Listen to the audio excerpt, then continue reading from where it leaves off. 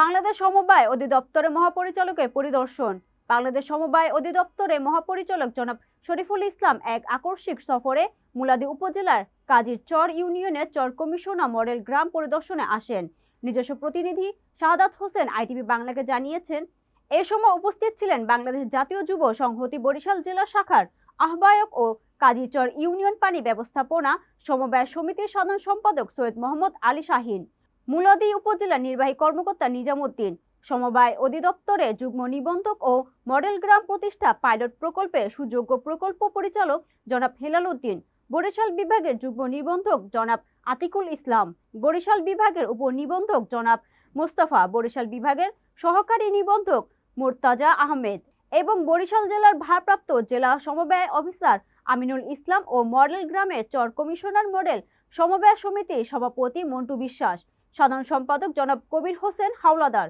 ও মুলাদী উপজেলা প্রেস ক্লাবের সাবেক সাধারণ সম্পাদক জনাব কবির হোসেন সহ উপজেলা 13টি সমবায় সমিতির 25 জন সদস্যকে দিনব্যাপী ভ্রাম্যমাণ প্রশিক্ষণের মাধ্যমে সকল সদস্যদের ডিজি মহোদয় উন্নয়নমূলক পরামর্শ প্রদান করেন।